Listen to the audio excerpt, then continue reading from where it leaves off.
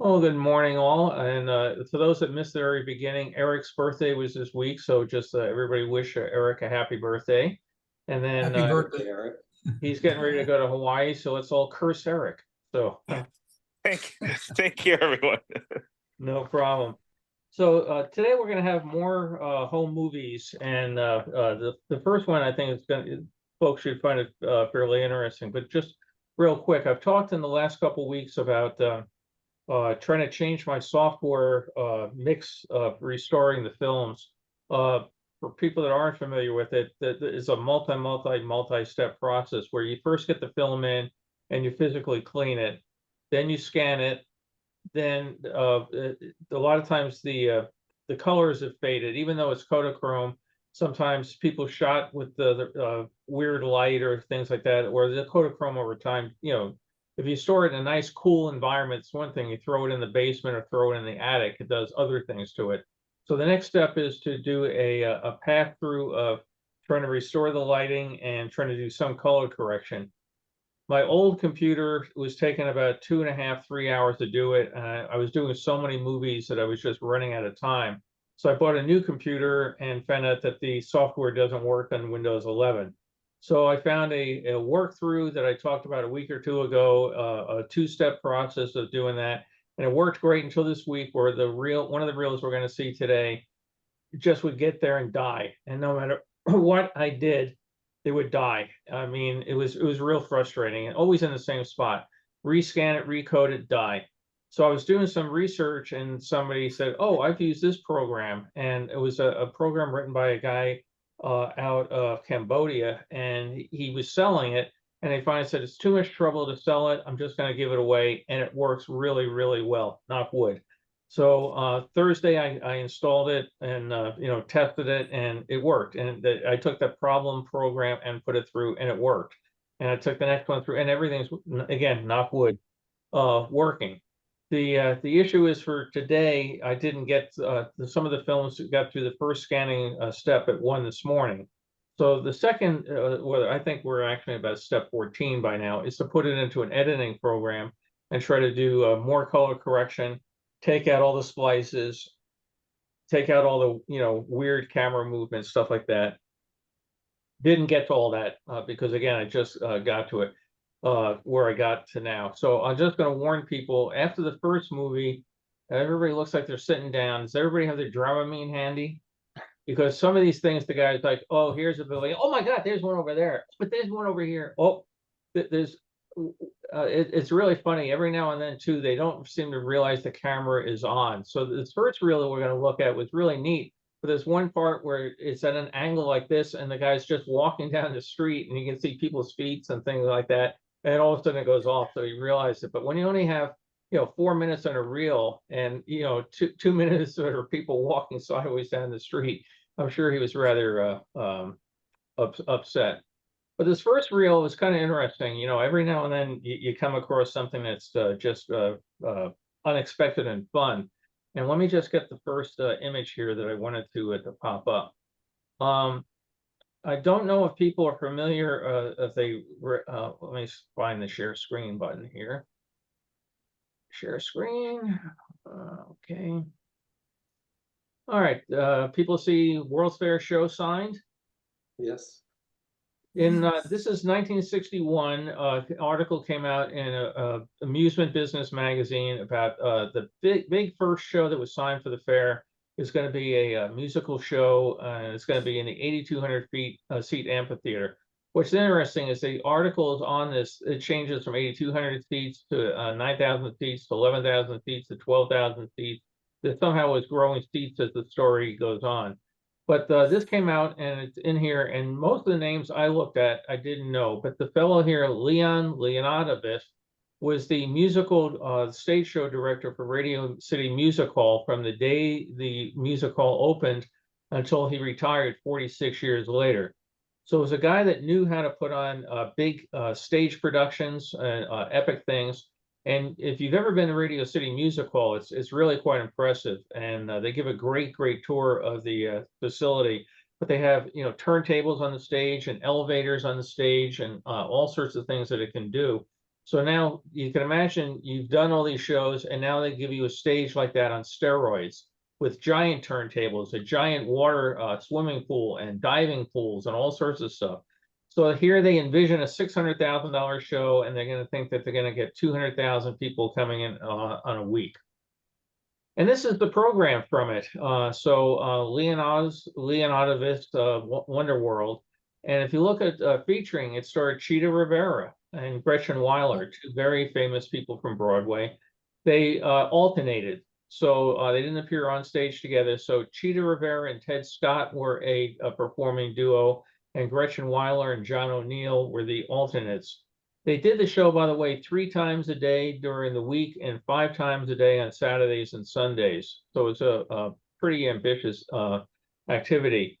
Special added attraction, the Man in the Moon, Colonel Keds, that's the Bell jetpack. We're going to see him. Music by Julie Stein, famous composer for things like let's see, I actually have some of it here. Let's see, did Gypsy, Gentlemen Prefer Blondes, Funny Girl, a whole bunch of things. A little bit of nepotism, lyrics by his son. Down below, the thing that's interesting here is costumes designed by Alvin Colt and costume consultant Urte. If you're familiar with Art Deco, Urte was it's a pseudonym for a Russian born artist that then moved to Paris, and those were his initials. His family didn't want him going into the art business, so he used his initials so not to embarrass them. But very, very famous for Art Deco design work. Unfortunately, he designed costumes that looked really, really, really good on paper. And when they put them on, they didn't work. The fellow that was called to fix it said that when they came in, this fellow named get here. Here's his quote. They can't dance in these. For instance, I'm doing a sports number, and Urte's idea about a girl playing tennis was to put a headdress on her with tennis balls and rackets. So that was the Michael Kidd, the choreographer. They then had this fellow Alvin Colt do the costumes, and as we'll see, they were pretty elaborate. They did. It was a very elaborate show. Here's the program. Again, 250 people. We're going to see some still pictures and then some movies of it. But it was a very big production. So the first one is Wonder World. Stuff that comes out just old-fashioned, USA, 4th of July, they all come out. Then they brought in a really neat set. Again, they had these tremendous turntables. And the background for this was the set full of a waterfall. And you're going to actually see the waterfall running. But just a massive thing of water coming down, and everybody dancing in front of it. I got a kick out of this: 20,000 legs under the sea instead of leagues. So that they're going to have all the people out in the pool doing their the water ballet.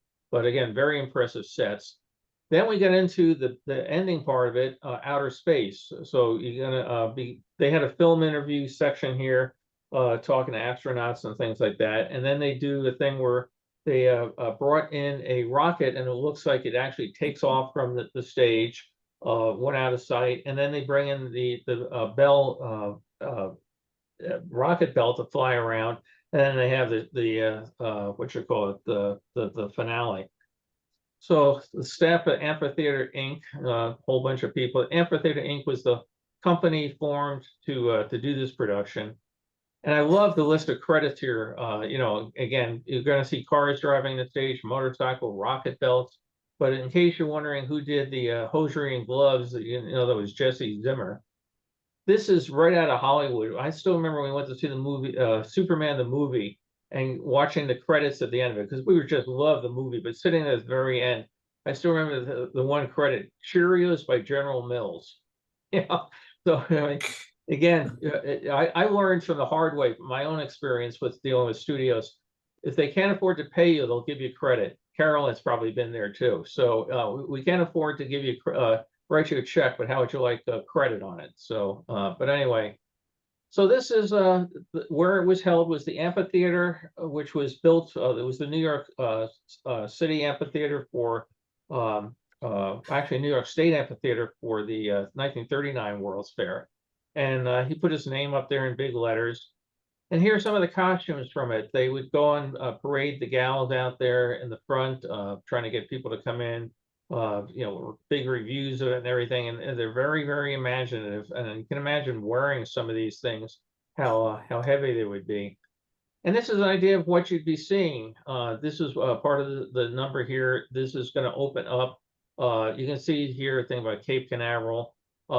They had several sponsors. These people were not dumb. So Ballantine Beer was not at the fair, but they paid to have the name up here. You see SAS Airlines going to be over here. And some other pictures, Coca-Cola. So product placement. But again, big, water facility here. Had a live band playing on the one side and a live choir singing on the other. We're going to see people diving off the towers, but keep an eye out here and realize just how few people are in the audience. And this is going to give you an idea of how this show fared. Again, high dive, they brought the people in and, part of the show, again, SAS Airlines over here, more diving. Again, giant cast, 250 plus people out there dancing across. This was part of it about the Olympics. You can see the Olympic symbols and everything. And here's the background with the waterfall. So all these things were on 3 different turntables, 1, 2, and 3.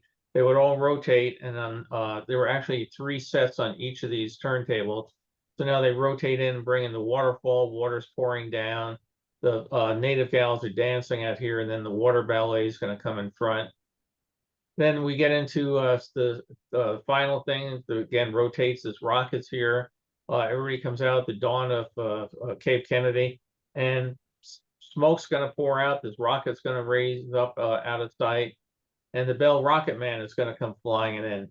What's really interesting is if you see pictures of this guy flying, and if you've ever been around the rocket belt, it is probably the noisiest thing. If you want to imitate it at home, get a vacuum and stick one in each ear. I mean, it is very, very loud. So on the stage, you can see the performers actually holding their hands over their ears as they're trying to dance and everything, and this guy's flying around. But Colonel Ted... Is that the tenor tomorrow? Is that the tenor tomorrow in the background? Because I don't see the what? observation towers. What's Looks that? like the tenor tomorrow in the background, but No, that observation would be towers. way behind us off, basically off to our right-hand side. This is part of the Okay, I Florida see. Pavilion. So this is where the dolphin show was going on. Right, right. So the show again was done 5 times on weekends, including night shows, and it's very spectacular. But this is the problem. I mean, this is the audience for the show that day. So it did not do well. It declared bankruptcy in June '64. They estimated that they lost over $2.5 million on it. Again, they were hoping, the show, by the way, ran about 90 minutes. They had been hoping for 200,000 people a week, and they never got anywhere near it. There were days at the fair at this point in time where 200,000 a day would have been considered a good day for the fair. The fair got off to very, very low attendance issues. The ticket prices for this range between $1 and $3, depending on the time of day, where you were. And I imagine it's probably pretty easy to change seats. But if the entire fair cost you $2 and to go to the show cost $3, and Broadway just down the road was doing shows, and the Broadway's always going to be there. I'll always go see something. It was like why the circus failed. Why go to a World's Fair to see something you can see in your hometown? So I want to pick up something real quick. If you want to learn more about Wonder World, let me get a quick little film here going. It wasn't just that. Why waste 2 hours in that theater when there are so many wonderful things to see on the fairground? Exactly. It Exactly. wasn't the money. Yeah. No, I mean, it was definitely the time. So let me share screen. There's a fellow that has a movie here, which I'm going to just do part of it. His name is Sal Angelica, and this is on Vimeo. If you want to go see it, basically he took a whole bunch of pictures of the cast rehearsals and some of the performances and stuck this on Vimeo. So it's kind of interesting because you'll see the performers, in street clothes and everything, and then for dancing, and all of a sudden in another next shot they're out there, in the costume. So again, motorcycles, I think by Yamaha. I'm not going to do this whole thing. It runs about 8 minutes. There's the fellow that was took these pictures and put it together. But again, if you really want to get a good look at it, it runs about 8 minutes. Vimeo, just go Vimeo and search for Wonder World, and you'll see it. Like I said, a lot of rehearsal shots, things along that line. So I just wanted to give it a plug because he did a very nice job putting it together.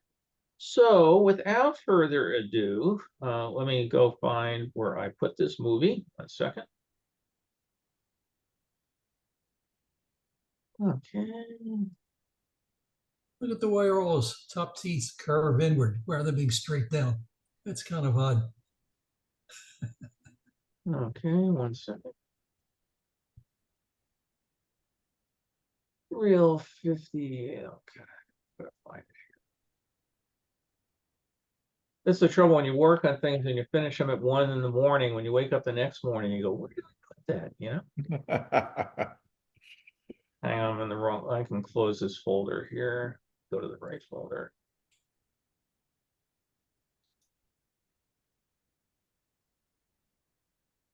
Okay.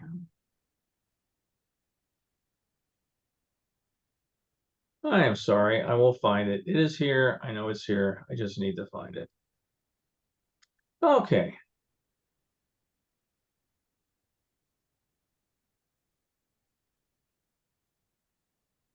Let's see. This should be it.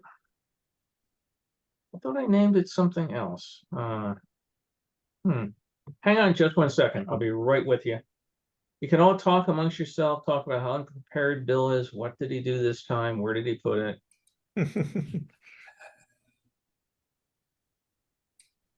Too many drives, too many movies, too many things.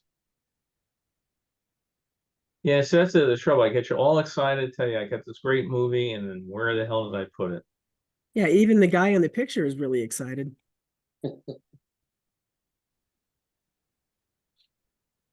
All right.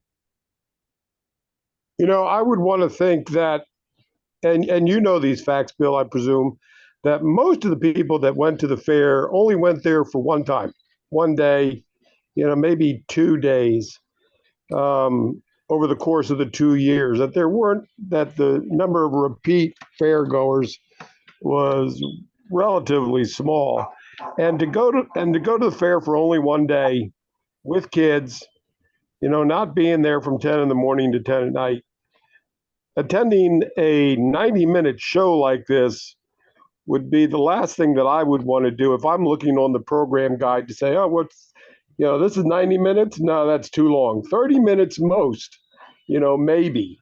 And I could probably think it wasn't because of the show content itself or the talent. It was just the sheer fact that the length of the program, given within the limited amount of time that fairgoers had, was what caused it to fail. It's unfortunate. Yeah, I think that's a really valid point.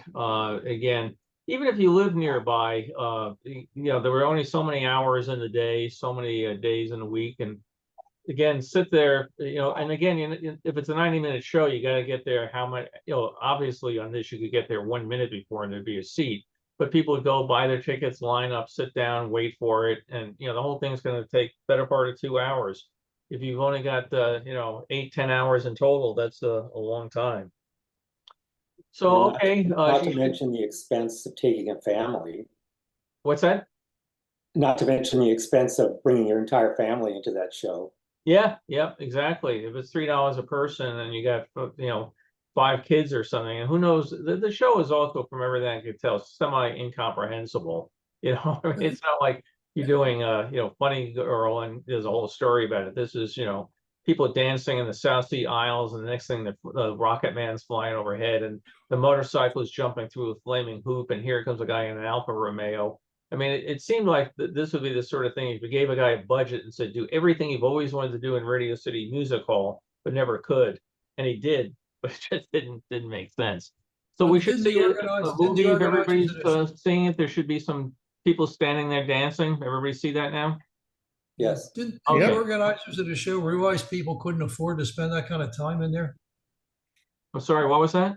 Didn't the organizers of the show realize that people just didn't want to spend that much time in there? You wasted 25% of your day. Yeah, it's a good thing. So we're gonna That's- start here first with some dancers outside the not outside, they're inside the courtyard of the Spanish Pavilion. Ah.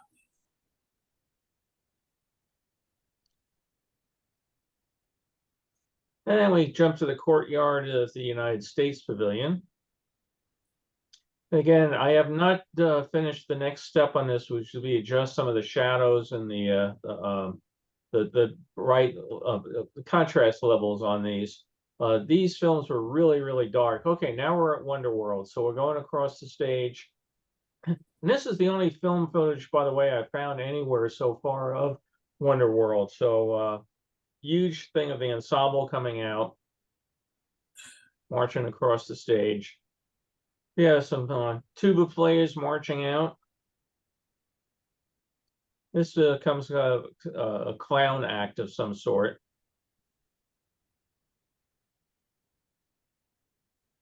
These So, were silent movies, right? caricature No sound.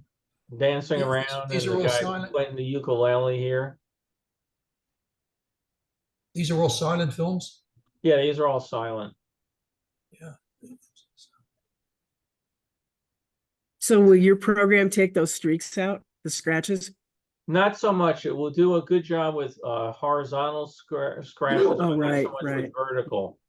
There is a way to try to get the vertical ones out. It's using a alcohol dip. Basically, you have to dip Oh, the film in a liquid that has a reflection index, which is very similar to the film. The guy is working on a unit for my scanner, and when he gets it, it makes a huge difference in taking out those things. There's also a $10,000 program which will take them out.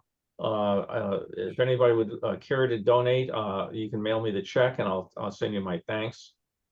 But again, here's the water ballet part of this. And we go into the next part. Now we're in the South Seas. You could always just plop into Photoshop, rotate it 90 degrees, output, and then remove it. Yeah, I suppose you could try to do that.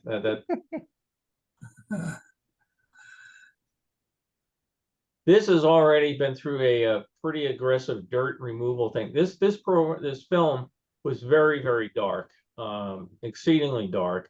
And here's the waterfall. Like I said, he did a nice job of capturing the movement on it. So the program did a pretty nice job of pulling the stuff out of the darkness. It was also very badly scratched and damaged. So it got most of the dirt out, but it does have a hard time with the horizontal ones. I'm sorry, the vertical ones. Bill, do you know those people that were sitting at tables? Are they just customers, or are they cast members, or what? I think that was part of the cast, that they're supposed to be watching some show underway. Okay. Imagine doing that 8 times a day. No, thank you.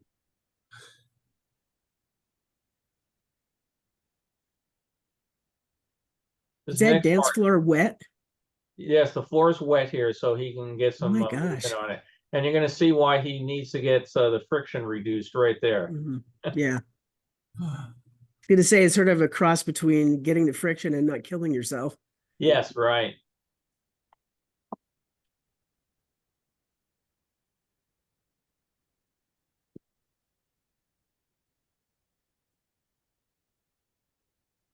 No, I have no So way of knowing where's if Gina it's Gina Rivera? Rivera or if it's Gretchen Weiler, but it's Yeah. probably Gretchen. She probably had blonde hair.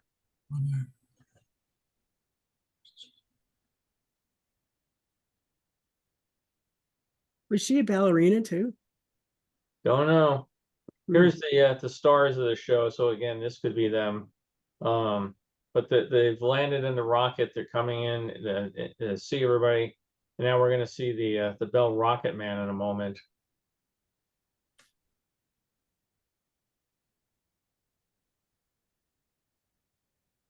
All the press photographers, because obviously if you're in the press, you need to wear a raincoat and carry a speed graphics camera. I wonder if You know, if music they- photographers ever dressed like that other than the movies. So here's the Bell Rocket Man flying in.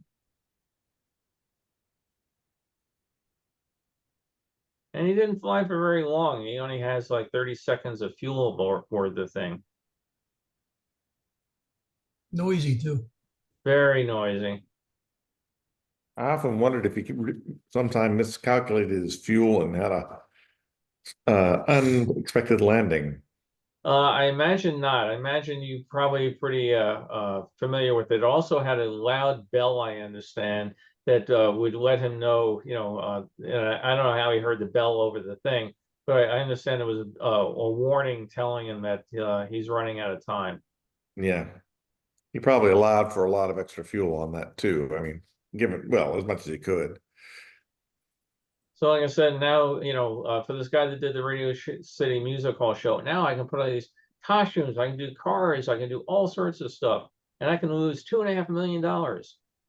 So it was a flop. They then closed it. They tried to do a musical comedy show with a cast of 50. That didn't work out. Then they did some rock shows in there until Robert Moses found out they were doing. Stopped that. And then in 1965, the theater was totally gutted, the stage area, and this is where they did the water ski show for the Florida Pavilion. Now we're inside the pavilion known as the Pavilion. It was originally going to be called the World's Fair Assembly Pavilion, and for whatever reason was just called the Pavilion. You could rent this pavilion out and have your Queen for a Day TV show shot in here. You could do a meeting at the Southern Baptist where you could have investiture of officers, and then people could go off and see the fair. And during May of 1964, it was used to hold the U.S. Olympic trials for a whole variety of sports inside. And this particular day, they happened to capture the boxing trials. So I think this was held on May 10th, 11th, and 12th, if I remember right, 1964. As you can see, again, lots of seats, not a lot of people. But again, if I'm going to go to the World's Fair, unless I'm a real boxing enthusiast, I'm going to go off and go see, Futurama or Small World, or get myself a Belgian waffle. But again, I'm disappointed. I really wanted to see the National Accordion Convention. yes, that's right. Yeah, some of these would be really great. So that's the end of that film. Now I'm going to get to some others, and again, I'm going to warn you here: have your Dramamine and everything ready, because these are not all cleaned up and done everything the way that I will in the future. This particular one has got some If they real schedule issues. these shows for the end of the day, people might have welcomed the chance to sit down for a while and relax their feet. That's right. Yeah. So this one, let me just, I want to just move so I can pause it 1 second. This particular one has some problems on it. You put them on the scanner and you try to work on it, and then you realize, okay, my scanner either has gone crazy or it's the film. On this particular one, the film's going to jump a lot because on his original filming, his camera was having a problem with the shutter gate. So at times, a single exposure film will have two images on it because it was not, the shutter and the film speed were not synchronized right. So I don't know what I'm going to do with this reel. Some of the jumping around is pretty bad. I may take it out, throw it away. But it's just interesting because they're coming in from the Meadow Lake parking lot. You can see how it's flashing like that. That's because of the extra frames. And it goes away, and then it calms down, and it comes back. This guy was really great, by the way. If you just saw the kid holding a little thing, he brought it to all the places he went for his movies. And the poor kid has to hold this thing, carry around all day with a thing that says May 30th, 1964. And then another day they come back and it's whatever, April, June 15th, whatever. And that's the kid's job, is to go and carry this around. So the guy evidently was pretty serious in what he did, but he wasn't the best filmmaker, and his camera let him down. You can see how it's jumping all over there. So some of these, like I said, I may have to cut these down. And these haven't been sharpened or any of the color adjustments done. But this film may end up being just a few seconds long when he's done. You can see again, take a quick shot, take another quick shot. I think if the whole world's fair in 3 minutes.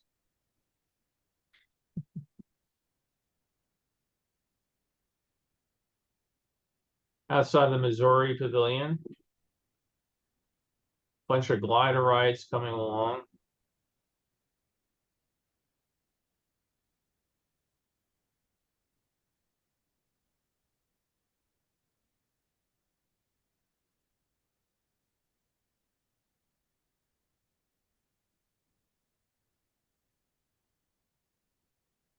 This is perfect for today's attention spans. Yeah, oh, it is. You're very right. Yeah, today's what you call it, kids. If it lasts more than 3 seconds, he's got some interesting footage here of some of the pavilions. It comes up IBM. He's got a bunch of the pre-show area. This is something where he's just running in the camera. It's totally dark. The scanner is trying its best to get something out of it. I don't remember how much more was on this particular one. Yeah, I think we'll just jump to the next one. Like I said, you get the fun of scanning these things, and you find out that you know, they weren't paying attention to it. So we're outside of Chrysler with his giant engine. He's going to go inside, and again, the helicopter going off. He's going to go inside the giant engine, and if you didn't know what you were looking at, you go, "What the hell is that?" But it's in here, giant pistons and cogs and everything going. It's unsalvageable, and I'm just going to nuke this going down the road. And I apologize, I didn't have a chance to edit all this stuff, but my dedication wore off at 1 in the morning.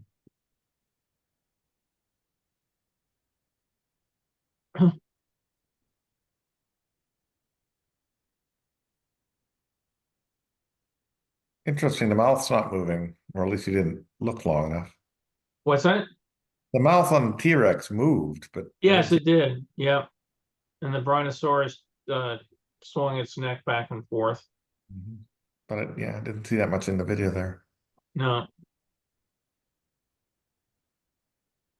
You can see again how he's getting the double exposures there as this camera is acting. Oh, I feel bad for the guy. You can imagine you go to this thing. Well, actually, he lives in New Jersey, so he could. Oh, look at that proud kid, huh? He's got his Moldorama. He's all set. But yeah, this guy went to the fair a number of times because they just lived across the street or the river in Jersey. So hopefully he got his camera fixed later on. You can imagine how frustrating it'd be. You get home, you put it up there, and this thing starts flashing at you. Riding inside the Ferris wheel right now.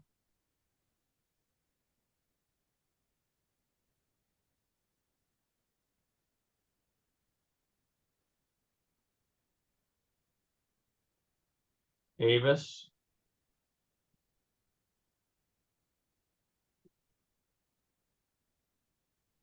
You know, before you trash this thing completely, you might want to look at it one more time, slowly, in depth, to see if there's any frames that you may want to pull and capture as photographic importance.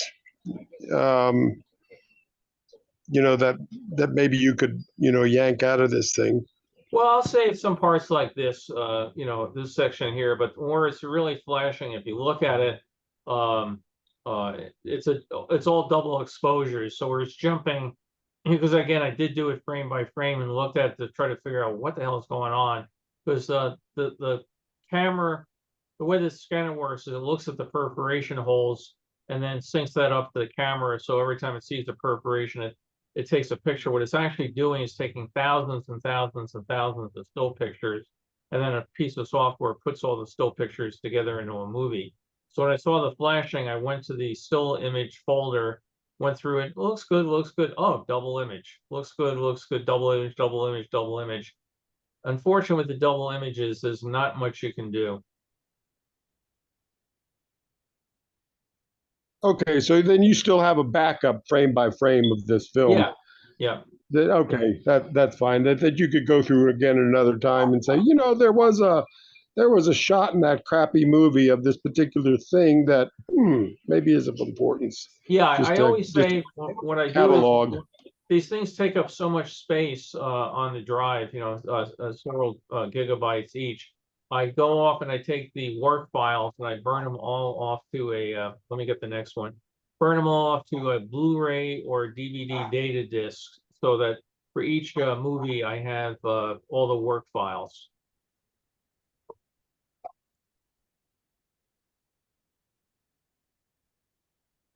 So I save each step in process. I save, okay, here's the raw scan as it came right out of the scanner.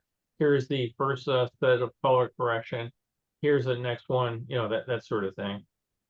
So this guy, again, moves all over the place. We're outside of Schaefer. Schaefer, the one beer to have when you're having more than one. If you're from New York, you can't hear the word Schaefer without singing the song. It's genetic.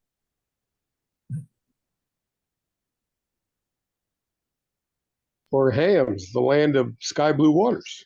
Yes, that's right. Oh, I love their signs, the moving signs that they have in the different restaurants and that, and looking like the water's moving, stuff like that. People dressed up so differently. From this point, you have 90 minutes to wait for go ride the people wall up to the show called Think. And we're going to see some of people waiting for the thing and riding up and riding down. See, there's those 90 minutes lost that you could have been at the show. That's right. That's right. Yeah.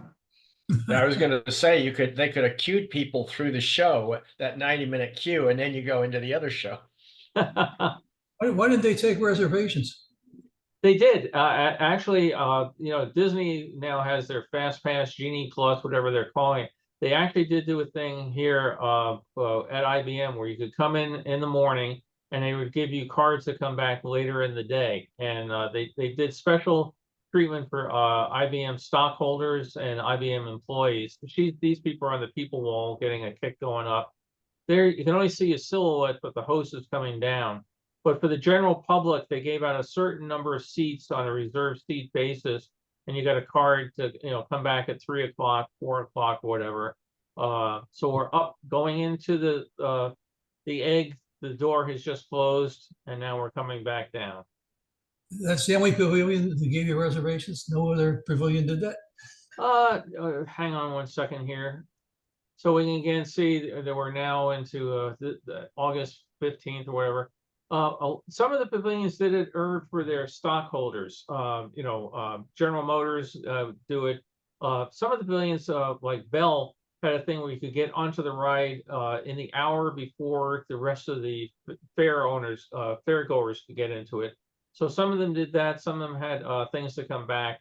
But the majority of it for the public, IBM is the only one that I can recall that gave out a pass to come back at a guaranteed time. Expo 2015 in Milan did that quite a bit, several pavilions. You could make a reservation for later in the day. Yeah, it helps keep the crowds down and makes for happier customers.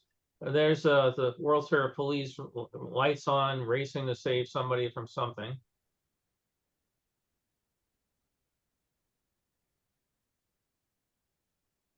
Some nighttime shots. There's one of these reels which I want to go right to the end and see if anybody can identify what it is. It's something that pops up for just a second, and you go, well, that was different.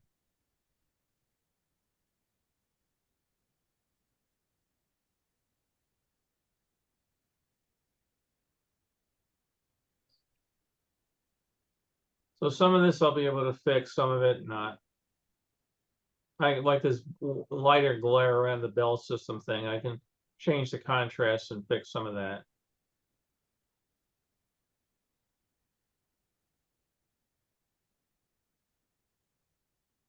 When we're watching this, Don, I have to ask, do they have laws against beards in Vermont? Against beer? Beards. Beards? You No, I don't think so. you Why? look clean shaven today. I actually don't wear a beard normally. I just better lighting. Oh, okay. You look like you're in an empty room, Don. I can hear the echo behind you. I am in an empty room, actually. Our moving van is 10 days late. What's the temperature up there where you are now? I believe it is currently 60 degrees. Let me check. That's it? Yep. The high today was going to be in the low 60s. It was beautiful yesterday, just high 60s, clear skies, sunny. Today it's a bit rainy. Yeah, I've been hearing there's a lot of hot weather even in the New England states. Yeah, well, hot is relative. It was 85 degrees here at the peak of the heat wave. So Oh, everybody and here- back in Texas, it was 100. oh, you don't understand. Yeah, this one is fairly short and it has not again been fully color corrected, but this is showing what a lot of people would see if you came into, I liked it because it's the lake amusement area parking lot, which is where my dad always would drive and park this and walk in. So this is the pedestrian footbridge that's still there today. You know, if you lived in the area, you could walk across the bridge, walk through the parking lot and get in. So they're still standing right outside the gate there. Florida Live Porpoise Show signs. Dad is like, oh, come on, let me do this. You know, I'll get it right. Now, this is interesting. Trying to figure out exactly where he is and what he's doing here. Filling out some sort of card for something. And I know they had pen pal things, but this doesn't look like it's the Parker Pen Company. I mean, There were some things where you could fill out a card and they would scan it for your love quotient. I don't know what he's doing here. I think it may be something in Florida to fill out a card and get more information from the what you call it, you know, Florida Chamber of Commerce. I think I may know what it is. And what would that be? I may be wrong, but I seem to remember filling out a card like that to get a pretty stupid answer from the NCR, a computer. They had 100 different questions that the computer could give you a printout on. And Yeah, the only reason I'm thinking it's something in Florida is the rest of the movie, he doesn't seem to get too far into the fair before he runs out of film. I do have some example of those NCR cards on my site, and what was neat about them was that you filled it out and would read your handwriting, and that was the whole gimmick, was that it knew a certain amount of things, and you would write down a date or something, and it would come back and do OCR in your handwriting. I forgot about that part of it. Right. Now this is what I'm trying to figure out exactly where they are and what they're doing. It ends real quick here. There's the Continental Circus right behind it, and these guys are riding on bicycles, and it looks like there's some sort of meter here that probably tells you how much energy you're putting out. I know they had a thing like this inside the U.S. Science Pavilion, showing you, you know, how you could generate electricity, and you know, with a little dynamo attached to the bicycle. But I've never seen this in Florida, and it just lasts, like I said, literally 3 seconds. But they're doing something, riding these bicycles with this meter thing up here. So it's just funny what pops up, you know, and you don't expect it. So we're getting near the end here. We've got another reel here. This is another one. I'm not sure I know my camera is running or not.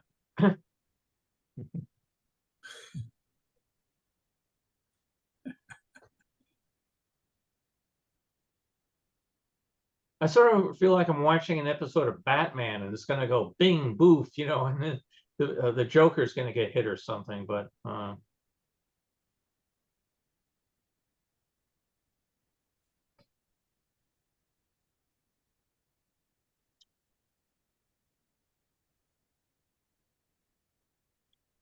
Fountain of the Planets.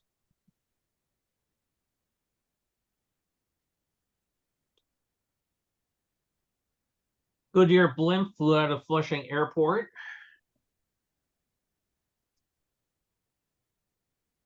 And again, let's go see everything all at once. So now we're just zipping around all the things around the tower. I mean, the fountains here. Looks like a nice day though, doesn't it?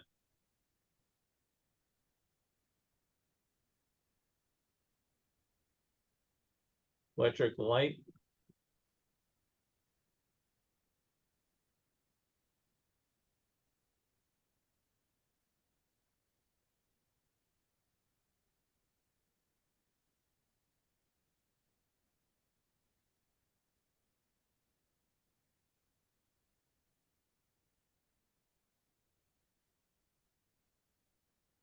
2 Goodyear blimps, 2 for the price of 1. Cooling blimps. Spain Pavilion.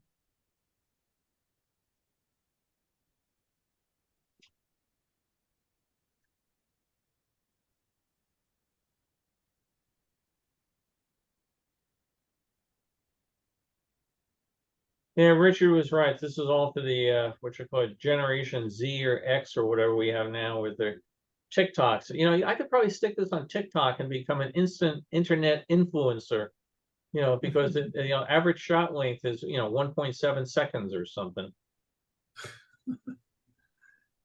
Saw an ad on TV last night for some water bottled in Iceland, and you know, the thing is like somebody drinking it, and it's you know, internet influencer. It's like, well, man, that really wants me to drink your water. Who the hell cares?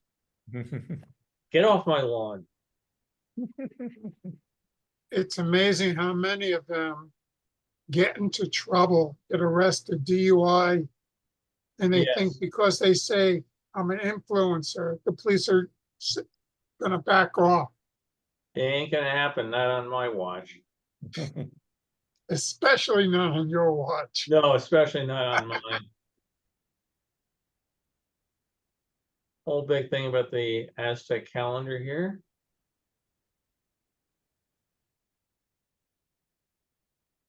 When I was still working as a flight attendant, I wouldn't recognize them, but the younger flight attendants would recognize these influencers on the airplane. And like, who the hell are you talking about?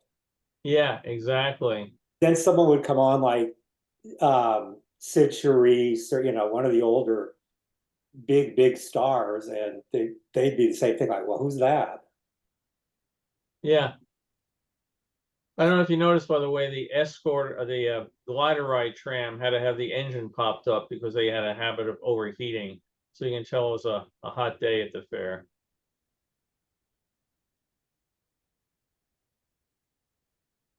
General Motors in 2.7 seconds flat.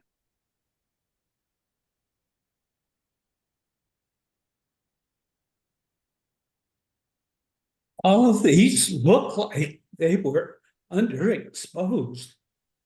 Yeah, these were very, very dark. I had to really do whatever I could to bring anything out of them. Like I said, that's the trouble. You get stuff off. I must have gotten these off eBay 5 years ago. They've been sitting in a box. You finally get to it, and sometimes you end up with stuff that's, you know, and then other sides you go, oh my God, that's Wonder World. I've never seen that before. So it's all. We got one more, and then we'll be done. You know, that's what you just never know it. Whoops, hang on 1 second. Okay.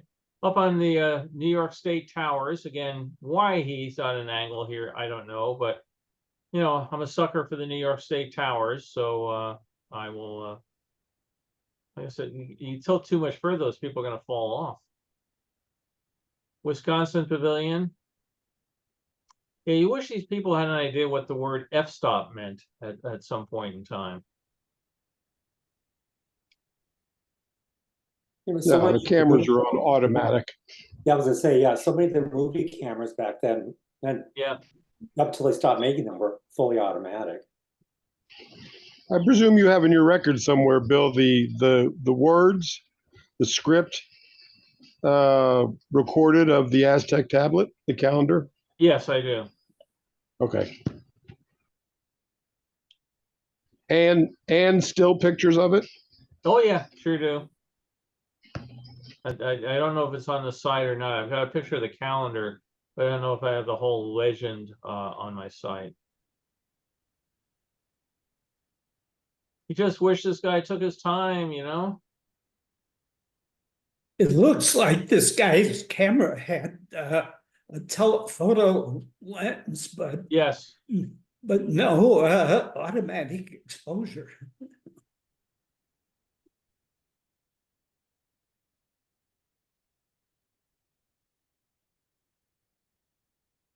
He's moving the camera around so fast the exposure can't keep up with him.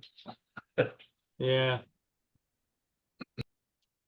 And then he settles down for a moment. Oh, but then he sees something else. You know, oh, but now I'm back over here. So like I said, I make I've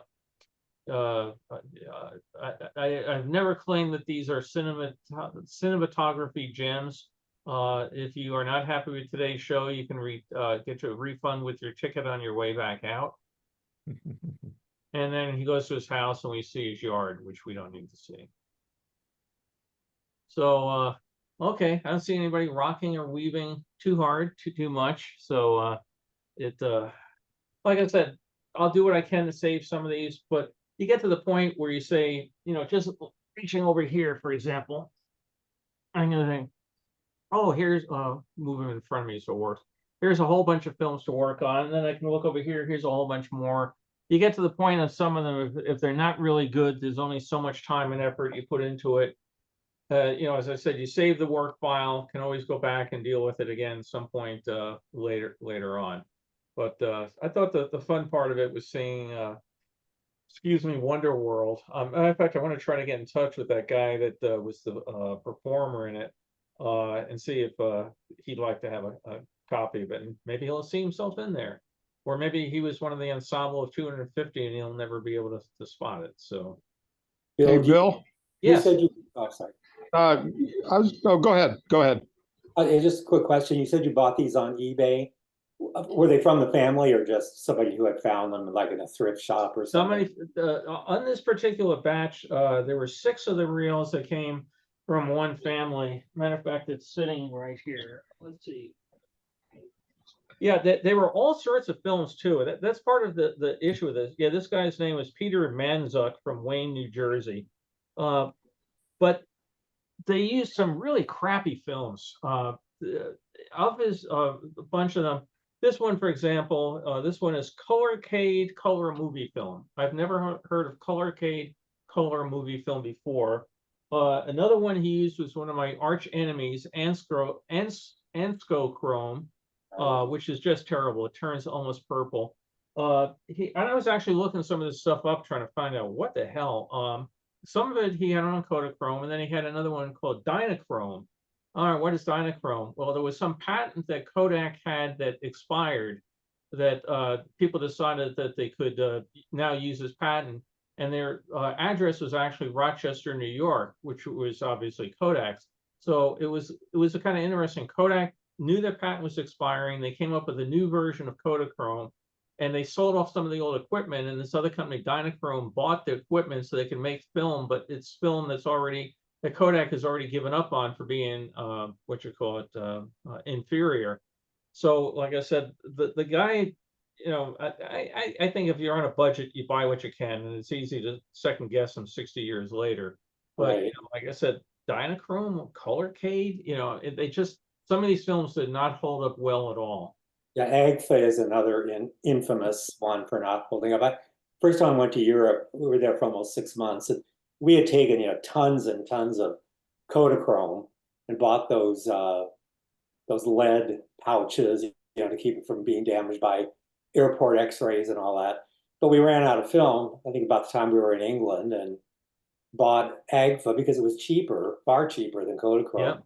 And all mine are now magenta, the AGFAs. So yeah, we had the same thing. I was in Rome, and I was I did not expect to go to Rome. I was working in Munich, and all of a sudden had the chance to go to Rome for the weekend.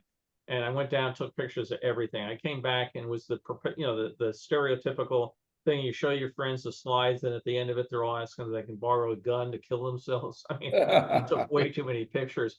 But I ran out of film. It's sort of like I'm doing today with bad movies. But I ran out of film, and I went someplace and bought some other film and see a beautiful purple.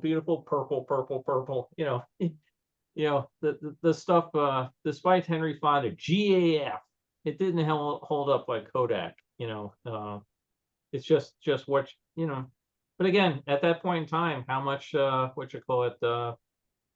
people didn't know, right? That's why like all the Panaview slides are all bright red because I'm hoping that Fuji films hold up. That's for probably the last 20 years that I was using film, that's what I bought because it was in many ways considered superior for color rendition. Which one?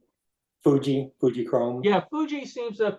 held up well, although I had one batch of Fuji I took out recently and it turned bright green. It was like, and Really? again, it's part of it's who developed it and how good were their chemicals that particular day. We had a film club thing at the studio, which was very convenient. You could go and drop your film off at the Mickey Mouse Recreation Club, and then you get a roll of film back. And the trouble was, I get some of the stuff back now, and there's 4 rolls that I took at the same place that Carol and I went to, like Yosemite, took them, dropped them off, came back, 3 of them look really good, and the 4th one has turned green. It's like they were bought at the same time, shot at the same time, but this went into this batch of chemicals, that went in that batch, and you don't. A lot of times it had to do with not rinsing the chemicals off properly. Yeah. Hang on, I'm just going to turn my air conditioner on. We're not having Don's weather. It's getting warm here in LA. Not in Long Beach. Yeah, it's not even 60 up here in Colorado right now, at least here in the mountains. A pot sun, yeah. About 68 here in Long Beach. So. Actually, we're doing far better than a lot of the other parts of the country. My daughter used to live in Fresno, and she sent us a thing yesterday. She goes, "I'm glad I'm not in Fresno." And the forecast for next Saturday for Fresno said 122. I'm hoping that's wrong for the sake of the people in Fresno, but if it's anywhere near there, I mean, that's just god awful terrible. Is that like a desert or something? It's in the Central Valley, so Yeah. they end up with tremendous air pollution problems there because all the mountains around, the heat and everything pulls all the smog and everything down in Fresno, and they're using the turn back east of a heat pole, and that's what they get there. You have several areas around there just turn like the area is famous for raisins, right? Well, raisins are real easy for them to do because of all the grapes that they grow. The heat just comes and fries everything. So there's a giant, as you go into Fresno, there's a giant raisin plant as you're going in there.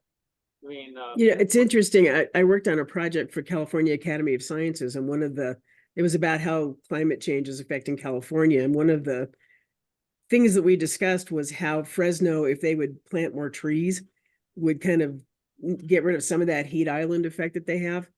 I don't know if they ever did it, but it was one of the suggestions because they did say, at least when I was working on that project, that they get temperatures of 100, but 122 sounds a little. That's like Phoenix. Yeah, I mean, so many places are having insane heat. We're warm here, and there's no doubt about it. But we're not insanely hot yet, which unfortunately will be coming. But we're just starting our fire season. The good thing about California or Los Angeles is that it cools down at night, even on a very hot day. Usually you can sleep. It's not horrible at night, but I think in Fresno, it stays hot at night, just like in Phoenix. Yeah, I noticed that when I was in Anaheim the last time, it got really chilly as soon as the sun went down. That's why you have to always bring a sweater with you when you go out. Yeah. You don't realize it's going to get cold. When I first moved out here, my girlfriend, I hope Carol's not listening. My girlfriend came out to visit from New York, and we were going to do something during the day and going to a Dodger game at night. And I told her, "You're going to want to bring a sweater." She goes, "Are you crazy? It's 83 degrees and it's going up." I said, "You're going to want to bring a sweater." No. We go to the Dodger game. She goes, "Can I have your coat?" I said, "No." That's probably why she's ex-girlfriend. But I mean, she said she hated LA. You needed to have 3 changes of clothes per day. And she was right. You can get up in the morning here in June, for example, you have June gloom. It can be wet and foggy and cool and everything. And then it shoots up to, 99 degrees during the day. And as Carol mentioned, it goes back down to 58 or something at night, which is nice. We never hardly ever have to run the air conditioner at night here. So Bill, your audio is dropping off. What's that? My audio is dropping off? Yeah. It's probably the air conditioner, and I'm going to keep running it. I'm sorry. No problem. You just have to yell. I'll yell real loud. Bill, I was asking, are the films that you showed today, were they of a low bitrate quality? I mean, let's put it this way: when you scan the films, they scan they record the stills, they turn it in, they converts it into a video file. Do you save it as like a high bit and then a low bit video file? High bit so you can have a better clarity for at some point of editing, and a little bit for when you need to just run through it real quick to see what's there without it taking up, God's space. No, I save them all big. Like I'm looking at the last one we did right now. It ran at 5,828,000 bits per second. So I save them at a pretty large thing. The 3-minute film will run about 1.5 gigabytes. Actually, when I do the first scan, the very first scan runs about 8 gigabytes. And that's before I do the color correction. When I do the color correction, I do drop it down because I can only afford, I can't afford 8 gigabytes times millions of films. But I do try to run them at a high rate. And like I said, I do save them all. So I have a stack of blank Blu-ray DVDs here, or Blu-ray discs or DVDs. I save them all off. But I do try to save them at a fairly high rate. Even when I'm done saving them through the final editing program, they're coming out at about a 3-minute film is coming out of 500 megabits for 3-minute film. To put that in perspective, if you download a movie off the internet, the entire feature film is probably going to be 800, 900. Well, that's in standard definition, and HD is probably going to be maybe 2 gigs or something for a 2-hour movie. So I try to save them very, very high. I've always been a big believer. I can always throw it away later. But I guess what I was getting at is, had you considered also saving it after saving it as a high bitrate file, also saving it as a low bitrate file for just preview, so that you can archive the scans and the high bitrate files on your DVD, but then keep the low bitrate file, and put it in a folder on your computer, so you don't have to constantly drag out the high bitrate file if you need to look at it. And this way you can put all the low bitrate files in one folder or something like that, and just kind of look at them for a preview if you need to look at it. Yeah, I keep the super high stuff offline, but then I keep the other stuff online at a fairly high rate, because I do have a fairly large, computer. On this computer, I have, just adding up on the top of my head, I think I have 20 terabytes of storage on this computer and that's not including the backup drives, which about double it. So 20 terabytes should keep me busy for a while. So are you using RAID storage? No, I'm not. I do have what I do is I have primary drive. Well, my programs are in drive C. Storage is on drive D, and then drive D automatically powers copies off to drive E. Okay. Sorry, the mail is getting delivered. It also all goes out to a company called Carbonite, so it's stored out over the cloud.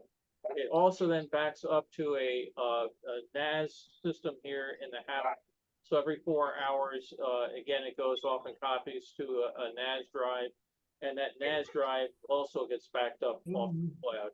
So at any point in time, if I have a movie, it's on my D drive, it's also on the E drive, it goes to the NAS, and it goes to the cloud, and it goes to the cloud again.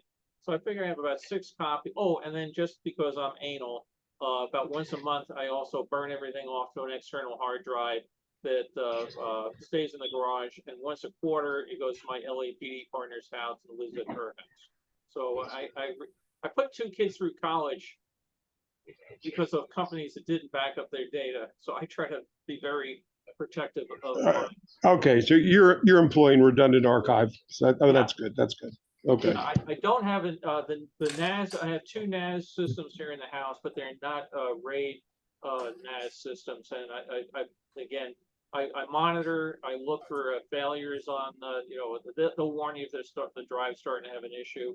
And matter of fact, right here, someday I got to get trained up.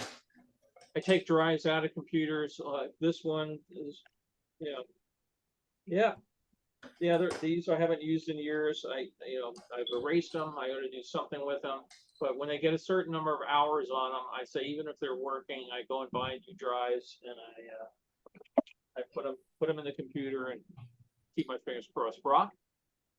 Yeah, I just wanted to get back to the show Wonderworld and watching it, because that's the first I've ever seen of anything of that.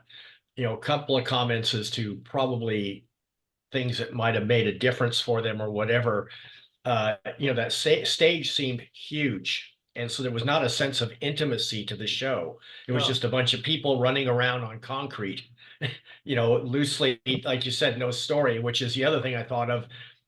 Years ago, when they first started bringing all the Cirque du Soleil shows to Vegas, we went out a couple of times to Vegas. We weren't big Vegas fans, but we wanted to go see those shows. So we went and stayed at a hotel and got tickets for a show.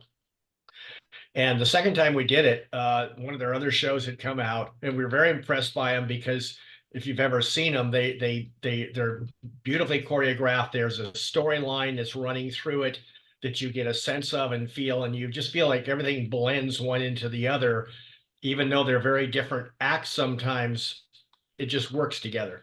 But another hotel in the Vegas area decided, well, these Cirque du Soleil shows are doing so well, we can't afford them, I guess, or whatever.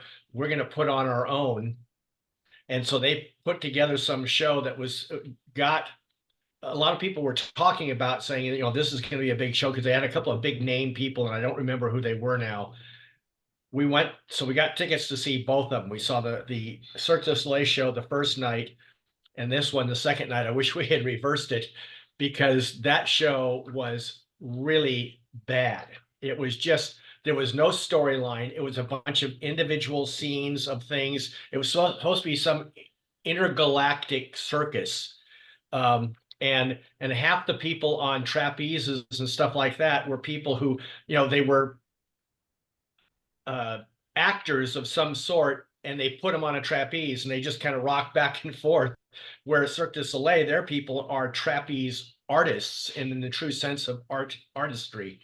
And you just watched it and you went like, it only lasted about 6 months and it was gone, because it was just a really boring show. So, I look at that thing, you say the 90 minutes for one was a long time, but it was also a very boring show, just from what I could see there. It's just the way it's put together. You don't have a sense of, they said choreography. Well, yeah, there were some people dancing now and then, but the show didn't feel choreographed as a show. So anyway, just some comments of what I saw there, is saying, like, why would you want to, if a show is good, even if only a few people show up the first time, they come out raving about it, it builds up all this stuff. And in this case, it probably wasn't a good show. So everybody's saying, don't waste your time. It's 90 minutes you could use elsewhere. Yeah, I imagine so. Yeah, as you're mentioning the lack of a story, reminded me of the Millennium Dome in England. Randy, you traveled a lot. Did you go to the Millennium Dome at all? No, I didn't. Anybody else here go to the Millennium Dome besides me and Carol? I mean, it was. We went out there and it was really different. I mean, big dome. It looked like the German pavilion from Expo 67. With poles holding it up and this vinyl roof and everything. And it was right at the Greenwich Meridian, so you could walk out back and straight out on the Meridian. But the show had some really weird stuff in it. And Neil gets a kick out of it. There were people costumed as body parts. So you walk in, and here comes a 6-foot nose walking in, around the place. They had a thing where it was the longest piece of music ever performed, and you go into this room and it's very quiet and hushed, and you hear a little synthetic music and a little over here, and it had like 37 speakers, and it said this music is being generated by the computer and it will last 1,400 years. Oh, okay. Well, all right, it was great. You listen to beeps and boops for 1,400 years, you probably get a little boring. But then, and they had the foosball. They had a giant foosball table with, I think the average foosball table is like 8 things or something. This had 64, so you have 128 people on either side playing foosball. But then you go into the major show itself, which was a real spectacular show, and I got a number of pictures of it. But it was sort of like, okay, you're good on a trapeze, we'll put you in the show. Oh, you do a unicycle? Okay, you like to get shot out of a cannon. There was nothing that tied it all together, and it was spectacular. They had all these people coming way high down on ropes, swirling around at high speed, and other things going by and everything. And at the end of it, you go, "Well, that was exhausting. What the hell was it?" Remember this going to the show, Carol?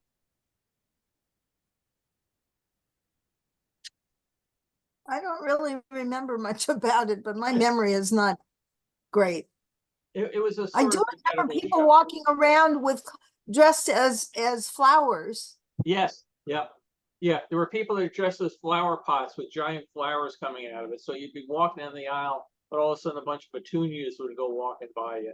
And I mean, they had some neat exhibits. They had a thing about, you know, what you call it, the British, how the British love the seashore, so you could go to a recreation of the Brighton Pier.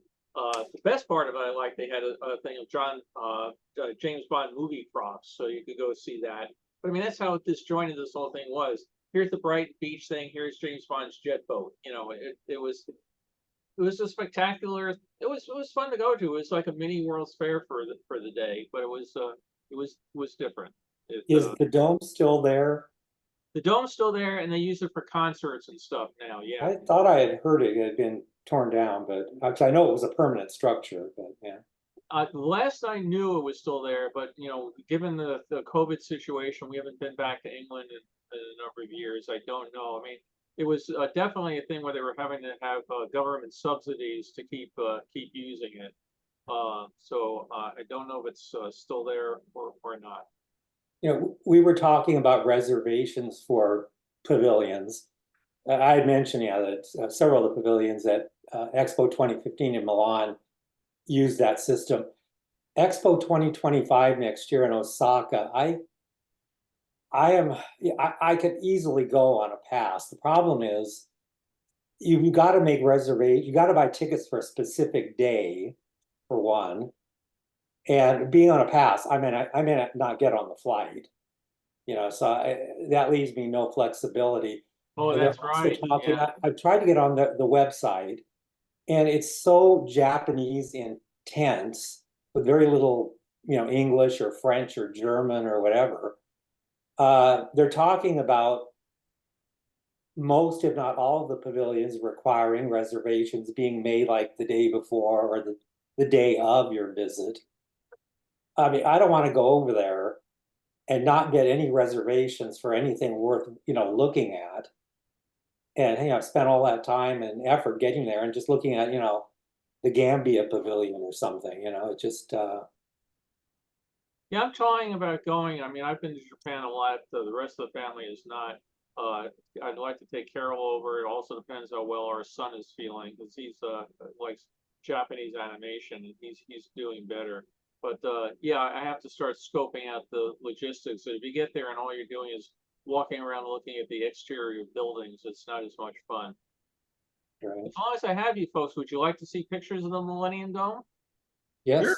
I would, yeah. Okay, hang on. Let me go do that then. Here, 1 second. Bring up Millennium Dome. Let's see, share screen.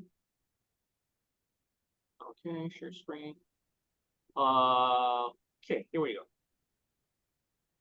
So on these, this was my first foray into digital photography.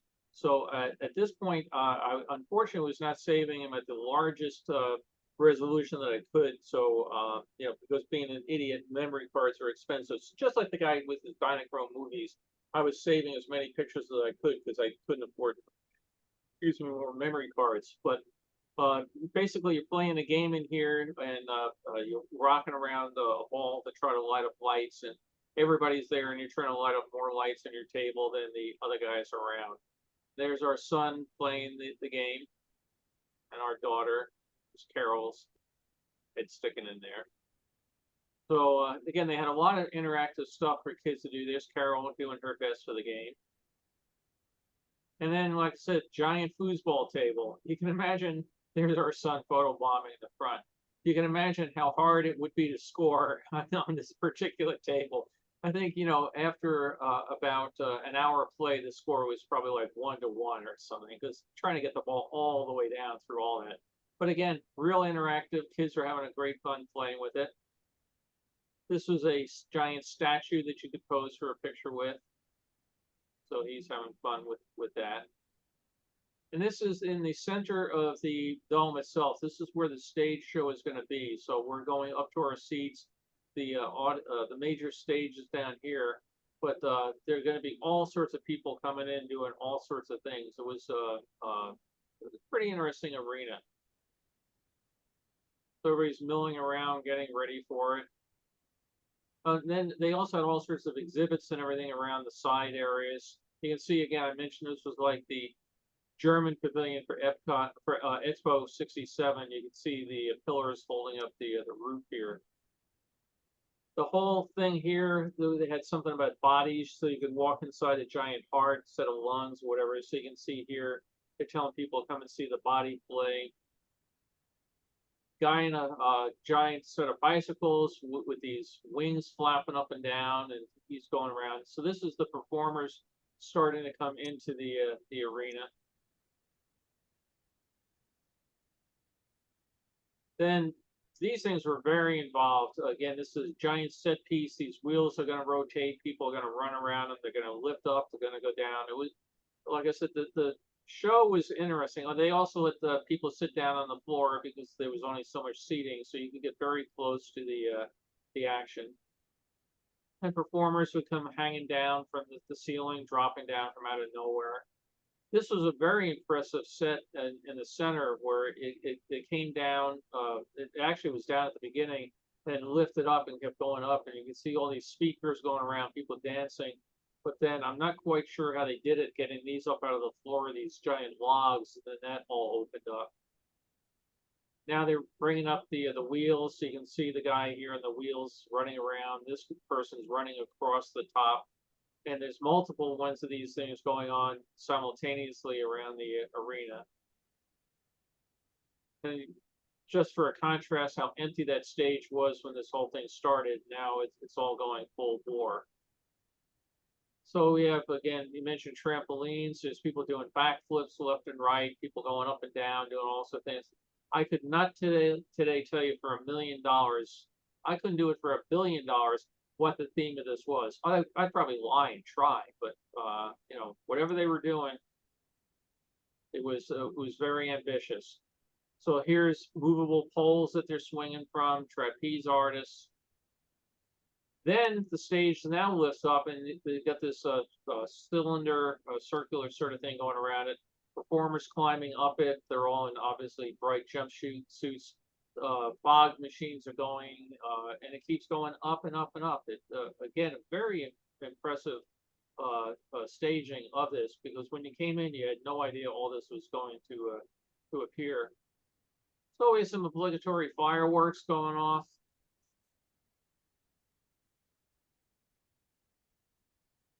And more people, now we start bringing everything back down to the ground, and or people come down from the ceiling with these colored banners swirling them around.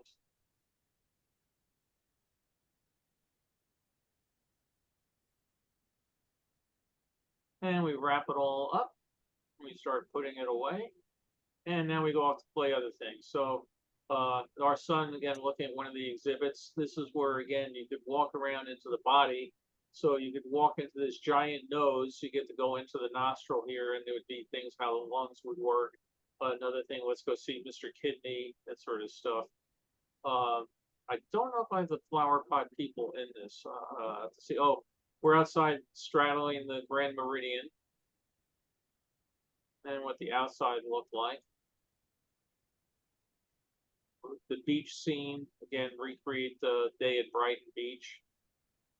All sorts of games, and this is what made it great for the kids. I mean, this is kind of dull looking. You could post sort of picture.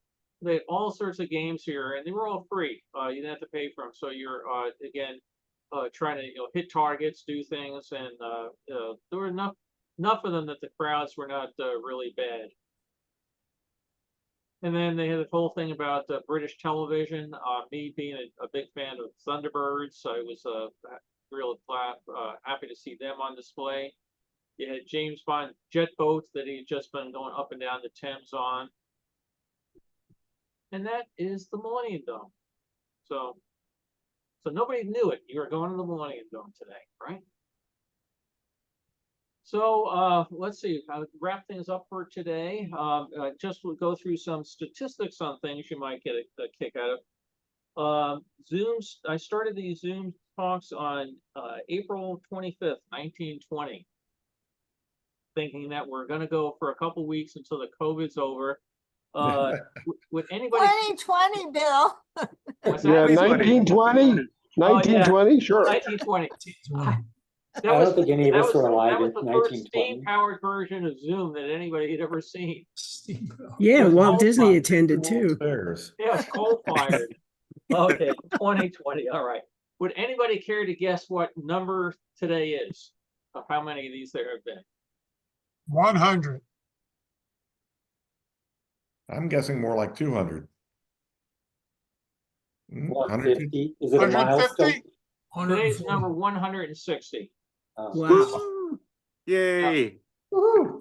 So it's a whole bunch of them, and I think I did the most of them, but Don did a bunch, Caroline did others, Beth and her family did a whole bunch of them, which I appreciate.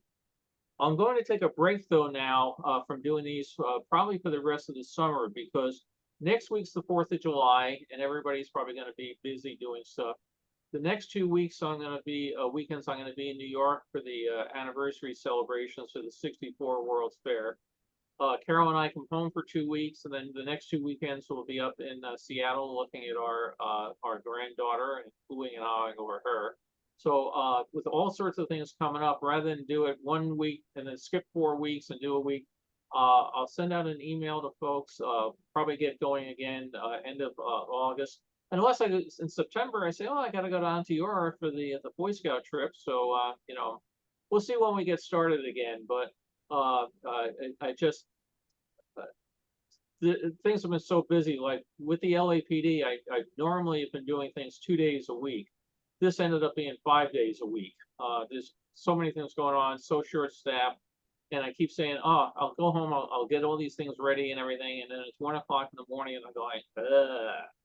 So just going to take a little break, but I do want to just again thank everybody for participating, and the ones that I did not do I really enjoyed, because I didn't have to do them, but I also learned all sorts of things I wouldn't have known, and I've been very happy that I've met a number of you personally. You know, Don's been out here, we've gone to lunch, Carolyn, everybody, when you come out here, it's mandatory, you have to go to the same Italian deli in Burbank. Of course. It's worth going out there just for the Italian deli. Yeah. And it's easy to find. Easy to find, and the free parking, and more food than you can possibly eat. So if any of you do come back out here, we'll let you know. Randy keeps saying we're so close, we got to get together, and I keep saying if you want to go to lunch at the police academy or something, let me know. I would love it. Yeah, sometime it'll happen. Yeah, we'll be glad to do it. But I want to thank people for joining us for all these 160 of them. I can't believe you know, it's like I was adding them. Wow, it does seem like it started in 1920. So again, I wish people a happy summer. It's usually I say I hope you have a great week. Now I'm saying I hope you have a great couple months. Again, I do intend to come back and do this, but rather than like it did feel bad today that some of these films were just I needed to edit them, and I just didn't have the time to do it. So hopefully when we come back, they'll be more polished, ready to go. But I just have all my own family home movies, which I need to do, and people probably don't want to see them as much. Or if you want to see me and my brother, you know, at the petting zoo and whatever. Hey, Bill. Yeah. Hey, Bill. Perhaps I can speak for the rest of the group on today's presentation and your comment about, you know, how bad you feel that the films were horribly edited, and then maybe perhaps you shouldn't have presented them. And that's not true. Truthfully, regardless of how the film is that you're presenting to us, for my personal experience, it's a very educational opportunity today to be able to view a film that perhaps in your perspective is not as good as it should be, but in my perspective gives me a view of what the New York World's Fair and other venues that we've looked at over the last 4 years are like, particularly since myself, I've not had the opportunity to visit and experience the fair quite like you have. So it gives me the chance to see things in a way that I've never seen before, regardless of how good or bad the content is presenting the contents of the fair. So don't feel bad. I mean, I don't want you to feel bad about the fact that maybe I shouldn't have presented this today. Everybody's, bored with it. It's terrible looking. That is entirely wrong. These are very insightful things that you are doing. And as I've told you before in the last 2 years, that I have unfortunately not come through with. I've got one or two things that I would love to present. One specifically was my pavilion that I designed for Walt Disney World for my master's degree, which I just haven't gotten around to gather and put together in a presentation. And perhaps now maybe, since we've got the summer off, yay, from summer school or from school. That I will get an opportunity now to try to put that together and see if I can present that, when we come back for fall class. But don't get us wrong that with what you've done so far and how you've presented this to us, it's just very enlightening, again, for those of us who not are well depth with regard to the world's fairs and as you and some of the others here in the club have been. So with that, thank you again. But then when you do come back, I think I asked you before, we wanted to see current pictures of your new granddaughter, and I don't know if you've showed those yet or not, but she's now at the age, 6 months now, 7 months, 8 months, something like that. 4 months. 4 months. Okay, so that when you come back in 2 months, she's going to be now 6 months, and she's going to have hair, and she's going to be really pretty looking, and and talking and all that, and we want to see that stuff because I used to have one like that, and he turns he's 28 and a half right now, so. Well, I tell you, I know what you're going through. I really appreciate it, Baron. One thing, if you do want to see pictures of Charlene, let's see, it's 11:30 here. I do have to take Carol to dinner. I don't know if we can fit them all in. No, one of the nice things today with modern technology is our daughter sends us 1 million pictures, and then every night we're sitting there, we're watching TV, and the phone will ring. It's FaceTime, and we joke, "Oh, Charlene's calling," and she's just looking at this little box with Grandma and Grandpa in there. But we get a real kick out of sometimes she'll react to things, and other times it's just like, "Hey, watch me spit up" or anything. But they change so much. And then Margot went back to work a month ago, and Charlene's at KinderCare, and they post several pictures of videos a day of the kid, which is usually she's sound asleep, but other times like, we're going to take all the kids out for a wagon ride in the yard. And they put them all up there, and Charlene will still fall over. So that, some of the kids are old enough, but Charlene will be propped up, and they'll be going around the yard looking at things.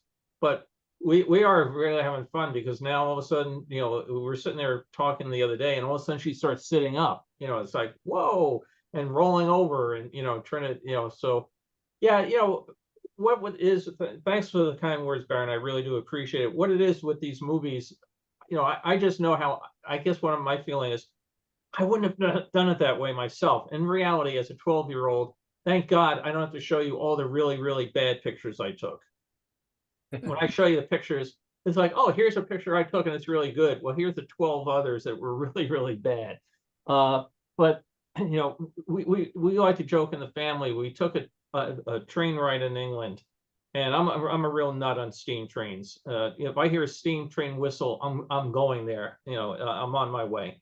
And we took a trip on one train, and we asked, my son really wanted to use the video camera. And we said, okay, all right, you're old enough. I think he was 6 or 7 or something. You can use it. We took the film home, and we watched it in our living room. We have a pretty big TV, as most people do these days. And I actually got motion sickness watching the thing, because he's on there. He's like, look, a waterfall. Oh, a train, a bird. Oh, there's Mom. There's the. So we joke about it, all the things that, like, I joke, I can't carry a toe in a bucket, and I always joke it's illegal for me to sing in 32 states of America have laws. We joke Neil is not allowed to go near a video camera. I was gonna say, is he now a video producer? What's that? Is he now a video producer in Hollywood?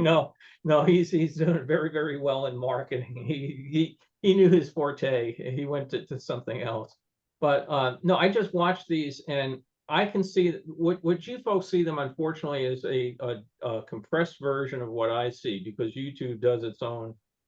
You know, God, I did not remember to click the button today when I was showing the videos, just optimize for video.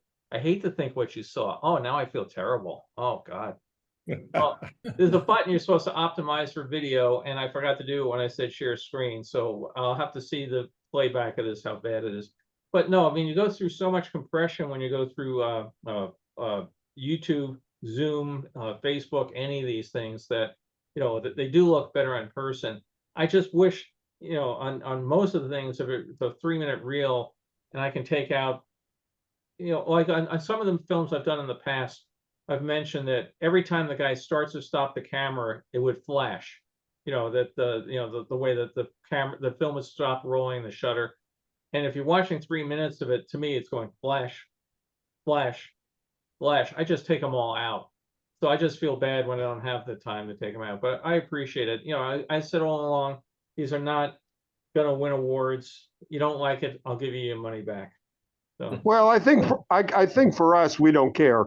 Okay. It's not, I mean, let's put it this way. You know, some of us like yourself who are design professionals, or at least for me, who's a design professional, and recognize, you know, bad film, bad design, bad things. And you want to pull that out so that everybody else doesn't see it. But everybody else doesn't have that eye. So when they see it, for instance, when I present, you know, a drawing to a client, you know, all they see is wonderful things. You know, I see all the mistakes that haven't been corrected yet in the plan, but they just see all the wonderful things because it's brand new and sparkly to them. So it's in that concept to us where we go, we know you've done some editing to it and you're presenting it us in a state, you know, that may be not truly finished, but at least it's presentable.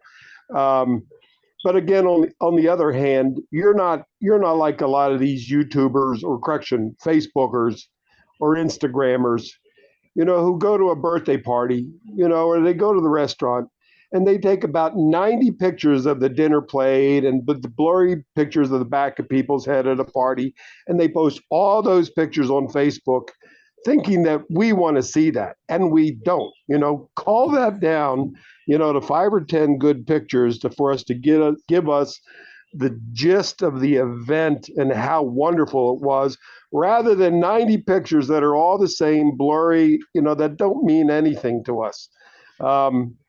So anyhow, with regard to that, you know, no, this has been fun so far. And again, even today, as I was looking at these films, I'm looking at them intently through the blurriness and the bad photography and the poor lighting and just looking at things that, well, I've never seen that before. Wow, I've never seen that before. Well, that's really cool. And again, case in point, when you had mentioned about the Mayan calendar, you know, what came to my mind was, okay, yeah, there was a quick glimpse of the words on the tablet of the Mayan calendar that I hadn't seen before, and I was curious about that. So, you know, it's all relative. It's all relative. Yeah, I think most of us. Again, if you want to see a lot of pictures, I could take us all to Rome. No, I wouldn't even do that today. Oh, sure, you could do that. Why not? That Most was of us way would too many. second what Barron said about this. You know, anybody can get on the internet and look at postcard views of the fair. But, you know, as bad as some of those films may have been, I think we all will spot something that we didn't see, had never seen before, or didn't know about, or whatever. I mean, even you did, you know, asking about that, you know, those kids riding the bikes with that little meter above their head. Bill, you look at that on Facebook. I know you're on there occasionally. The Expo 67. Maybe a month ago, a lady posted there were 126 pictures that she had taken, and she was just apologizing left and right. They were some of the best pictures I've seen of Expo 67, Yeah. because they were views that we don't see on a postcard or in a professionally shot film. Well, you know, it's interesting because the books that I've done for Arcadia, one of the things I try to do to make some of my books stand out from others is I try to use amateur pictures, because I try to figure out if you had to buy a roll of film. If you go to the World's Fair in 1964, you got to buy a roll of film that's going to hold 12 or 20 exposures. You got to carry it with you all day. You have to then take it to the neighborhood drugstore or photo store. You got to pay to have it developed, and you wait a week or something for it to come back. So if you took today, people take pictures of everything, myself included. You always just hit delete and it's gone. But back then, if you only had 12 pictures and you were going to the World's Fair, and this thing that you saw was important enough that you took a picture of it, that's what I try to put in the books that I've done, because anybody can go and get publicity pictures, of say the NCR, like one of the pictures I put on Facebook that was absolutely hugely received was two girls playing with a cash register at the NCR Pavilion at the '64 World's Fair. And they came out and you had NCR had a display of all their adding machines and cash registers and all sorts of stuff. But most kids at age 12 had never actually used a cash register. And, we're talking the ones where you push the button and shing in the drawer would come out. I mean, good size things. And I posted that picture on there, and everyone was, oh my God, I remember that, and then, you can post a picture of, the Bell Rocket Man, people, oh, that's really cool. That one reaction that people got to the cash register picture, normally you get 100-something likes. You're looking to get, 500, 800 people loving this picture of girls playing with a cash register. So, I try to go with the stuff that's off the beaten path. Like I'm going to go and find out what those bicycles were at the Florida Pavilion, one way or another, and what they were riding, what they were doing. So I just like I said, I like the amateur films, and that's why I got it. Well, I got into the whole film restoration for my family films, but I'm doing these others, and I don't know, Scott and Richard, did you guys know Brian Issing from camp? Brian was on a staff camp in the '80s, and his father-in-law was Joe Grupp, who was the reservation director for a while, and he had some movies that he wanted restored, and I did them, and then he said, "Oh, if you did these, could you also do some for my Boy Scout troop?" Because he moved down to Tennessee now, so I did some for his Boy Scout troop, and now other people from the Boy Scout troop, hey, can you do some of mine? And I'm having a ball doing it. I have no idea who these people are, but there's kids marching through the woods and they're jumping over a lake and they're running around dressed like Indians, or they're swinging from a tire, or they're camping in the snow. And I'm just having fun as I do them for them, because it's just people having fun, and having a good time. And to me, the whole world these days is too damn depressing. So I see a bunch of kids tramping in the snow, going snowshoeing, camping in 1978 or something. Takes my mind off things for a while. I enjoy it. It's just, looking around, boy, I got too much enjoyment stacked up. Well, Bill, just for one more thing to praise you with regard to the effort and the time that you put in for our enjoyment, is that we're here for one thing, and that is within the context of interest. All this has interest to us. We're all excited about it. We all want to learn about it. We all find it thrilling. So, with that, just take 2 months and then get your ass back here. Great, thank you. Oh, before I go. Yeah, what Baron said. Thank you. So before I go, one other thing. I see Kathy's on. Kathy is a organizer of events extraordinaire, and she just sent out something about getting ready, hard to believe, for a big event at Disneyland coming up for their anniversary. So I didn't know if you just wanted to mention anything of it, Kathy, to put it on people's radar. Well, if anybody's interested, can you hear me? Yes. Yeah.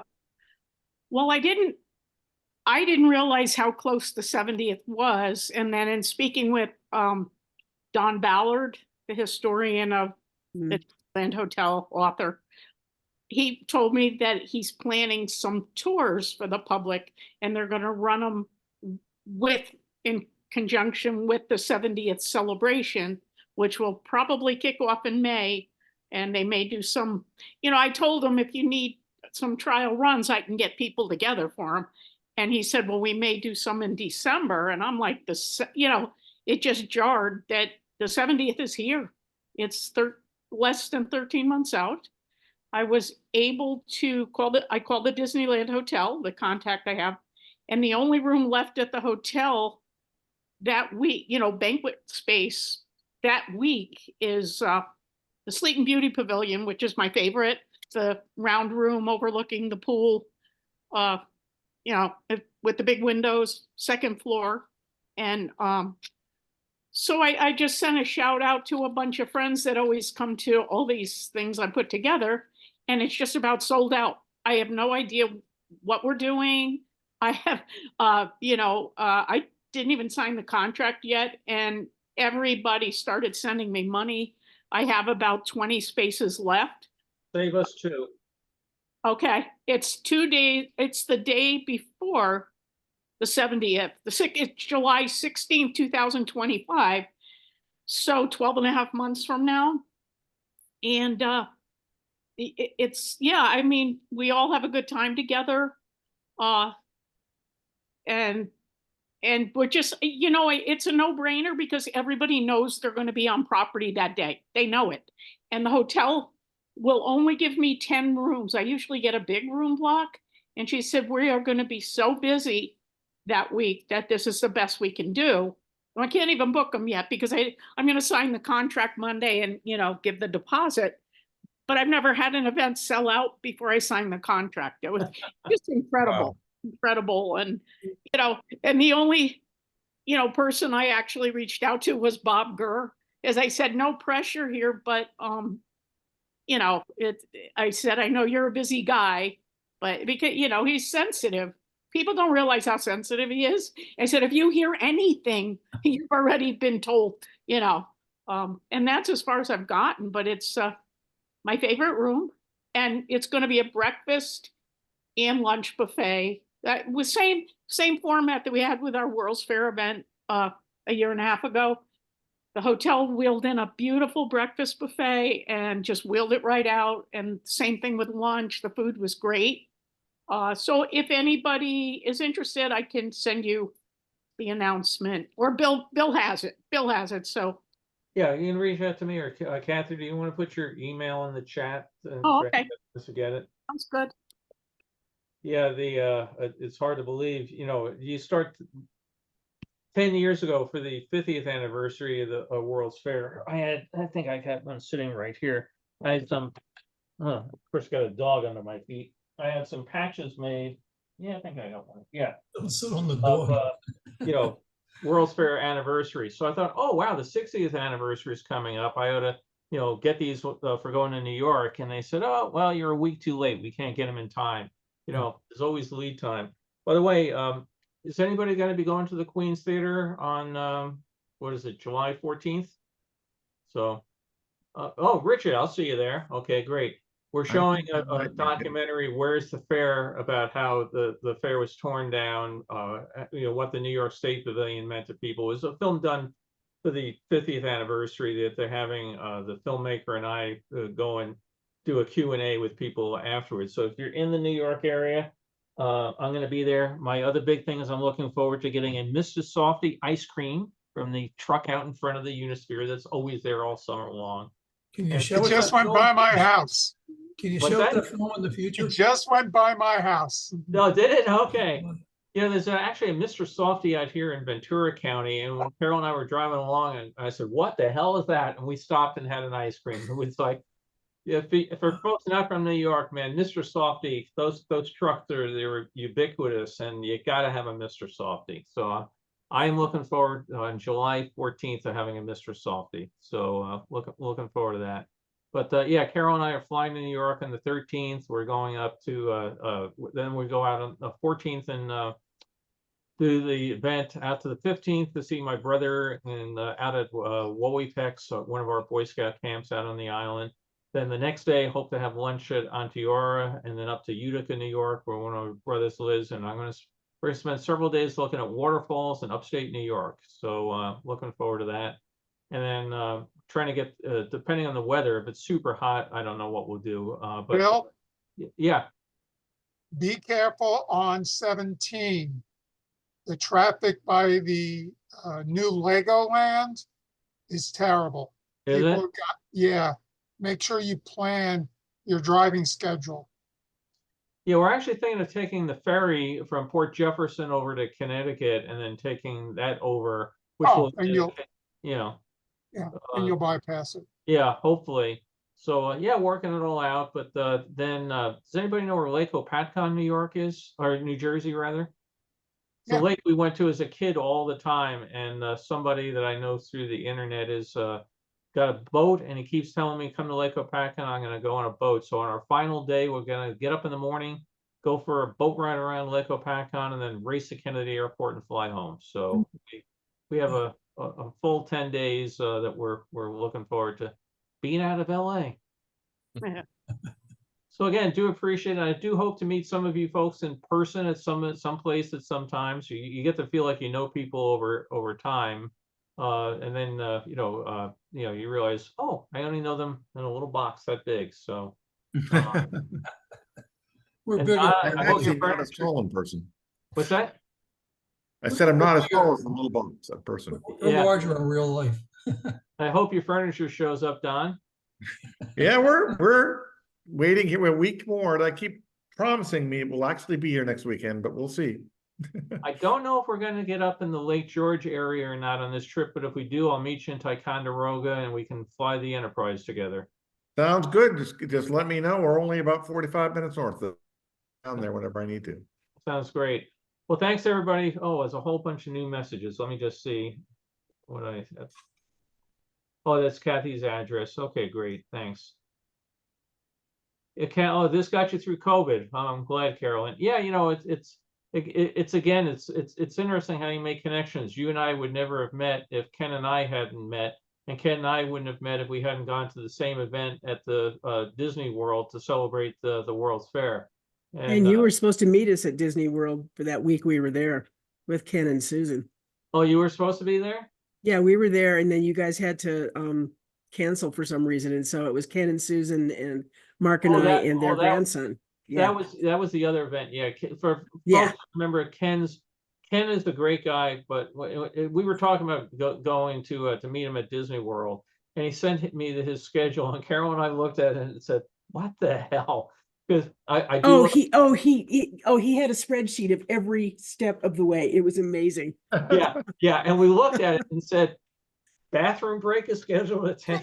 Yes. Bathroom break. Mark and I got that spreadsheet and we couldn't believe it, but we pretty well stuck to it. Yeah, and we looked at it and said, I'm a little bit too much more of a, oh, pretty, I'll go over there sort of guy. And we thought about it, and we've been to, of course, Disney World a bajillion times. And the thought of going down and having the, turn left, turn right, I just said, well, it wasn't quite that bad, and we did have to allow for rain. But yeah, it was a spreadsheet. Yep. Well, you can tell he's a mission planner. I was going to say, this is why Kenneth, who's one of the guys that helped save the Hubble, because he plans things out. He gets everything. And what's really nice is when we've gone out to dinner with him and his wife and everything, and not an event like that, it's like, where do you want to go? Well, I don't know. We came out here to, he's been out here to California a couple of times, and it was like, what do you want to do today? I don't know. What do you want to do today? It's not all planned. That one trip with that spreadsheet with color codes and in case of weather, and if this is down, we'll looked at it. So I knew him before that. Yeah, Bill, I knew him before that. We were both on an HST team together, and yeah, I mean, we had to plan a lot of things. And so the minute I got that, I said, yep, it's mission planning. Yeah, well, I don't know if I still have a copy of that someplace, but I mean, I probably do. I joked with him. I said, Kenneth, I've got to talk your plan. It's slightly more involved than what they did to invade Normandy on D-Day. I mean, it was just no. Kenneth is a great guy, and like I said, again, it's just so lucky you get to meet people. We have some interests that are in common, some that are different, and you look at it, and like I said, he comes out here and he wanted to go see stuff, and we said, "Oh, you want to see the Golden Oak Ranch? You know, it's a Disney's movie ranch. It's all of 20 minutes from the house." And he's 20 minutes. Well, off we went. And oh, you want to go see the MASH location? So we spent quite a day. We were all over the place, and what we were originally planning on doing something else, and that plan A fell through. So it's like, okay, let's go. Went Corriganville, which is another movie ranch. We did a lot of movie sets and stuff running around. So Yeah, I think he met Doug Drexler on that trip too. oh yeah. Doug's another great guy. So, Bill, yeah, what is at the MASH filming site? there's not much out there. There's a half a Jeep and a half of a old truck sticking out of the dirt, and a recreation of the sign that says, Memphis 200 or 2,862 miles, Peoria, that sort of stuff that Right. they stuck out there. Their problem is they keep putting it out there, and people keep stealing it and take it home thinking it's the sign. So there's a bunch of volunteers that keep reproducing the sign and keep putting it back out there. But it's at Malibu Creek State Park, which is a really, really neat state park. It used to be the former Fox movie ranch. So it's where they filmed Planet of the Apes, and they're running through the cornfield, and the apes are all tracking them down. It's gone now. The Ape Village is built out there by the shore of the lake. But if you get a chance to come out, it's a state park. You got to pay about $5-7 for parking. When you go into the parking lot, piece of trivia when you get there, it looks like a giant parking lot, right? Big piece of concrete, you park your cars. It's the base for the tank that they did all the filming for all these scenes from Tora, and all the voyage to the bottom of the sea when the sea view's going across the ocean and looking real majestic and everything. That was the Fox movie tank, which is now the parking lot at there. Right across the road from there, right across Malibu Canyon, is the ranch, the movie Paramount Movie Ranch, which unfortunately most of the buildings burned down, but where they did Dr. Quinn, Medicine Woman. It's just a real neat area. Right down, you get this one intersection, you go right up here. It's the Fox Ranch. Over here is Paramount. Over here, if you're a fan of the TV show The Biggest Loser, was the King Ranch, and the facility they built there. They'd all do their weigh-ins. My son and everybody was absolutely addicted to it, and we went out there, and the guard was, "Oh, I'll give you a T-shirt," sort of thing. So it's a real neat part of town. And again, come on out, visit us. We're nice people. We hardly ever bite. You just have to like Italian delis. That's the only place you eat? Before we all leave, Bill, I had a question, or anybody else here who knows. Our realtor in Austin found out I like Disney, and she asked me if I looked at any history. She said her grandfather used to do all the horticultural stuff for Disney World when it was first opening, including the Poly. And she mentioned a name I'd never heard of. Ever heard of someone named Raymond No out there? Not offhand, but I again on terrible on names for it. I really am. I was just curious. He apparently Missed the been working joke. there He a missed long the time. joke. He has... I said a terrible on names for it. He missed it. But she has some of his stuff. Apparently, he was fairly well known within the organization. So I'm just curious, and I may have the name wrong. Next time we get together in 2 months, I'll ask again. Maybe I'll say right. You can imagine, Disney today is absolutely huge, but during the time that Carol and Brock and I were there, you'd work sometimes on a silo, and you would know everybody in your area really, really well. And then you run into somebody else, and you'd have no idea. It's, again, if you were working on theme parks, you had next to nothing in common with the people that were, like what I did. All the computer systems and everything had nothing whatsoever to do with what Carol did, which was dubbing all the movies in the foreign languages. We both worked for the same company.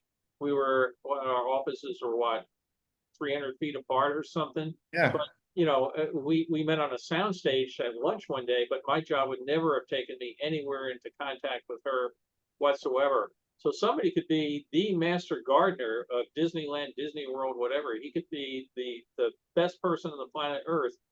If it didn't have a computer cord coming out of it, I never would have met him or her.